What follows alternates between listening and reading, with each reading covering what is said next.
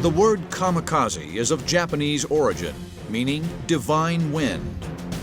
But it usually refers to suicide attacks made by Japanese aviators against the Allies in the closing stages of the Pacific Campaign of World War II.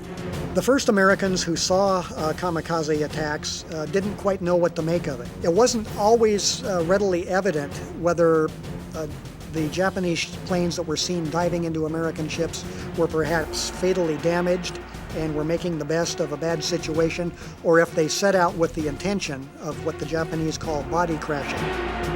Beginning in 1944, following significant defeats for Japan, a call for kamikaze pilots drew a response 3 times greater than the amount of planes available. The age of a kamikaze pilot ranged from 17 to 24 years old. Experienced pilots were turned down because they were needed to train the younger men to fly to their deaths. Both the Japanese Army Air Force and the Imperial Navy equipped, trained, and fielded kamikaze, or what they called special attack squadrons. And typically they were equipped with fighter airplanes, frequently carrying a bomb that was not intended to be dropped but would be carried aboard the airplane when it dived into its target.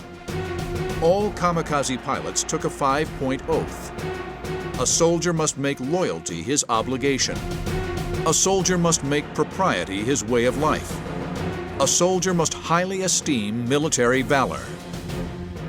A soldier must have a high regard for righteousness. A soldier must live a simple life.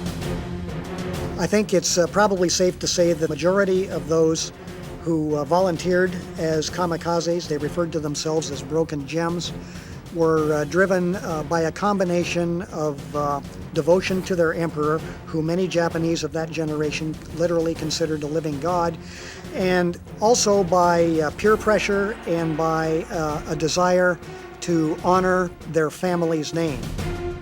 A kamikaze pilot would prepare for his fiery destiny by writing farewell letters and poems to loved ones.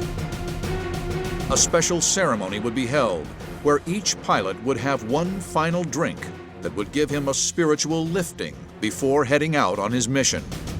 They took off with the understanding it was a one-way trip, that they weren't coming back. And it was a last-ditch effort to try to prevent the invasion of Okinawa, which was a death knell of the whole Japanese empire in the Pacific.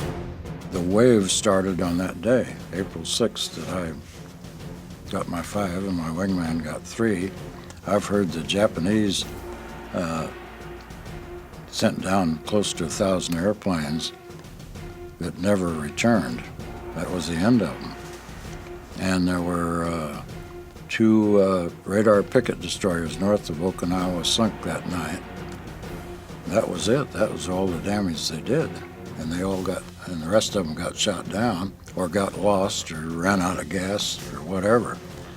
So I think we shot down around 700 that day.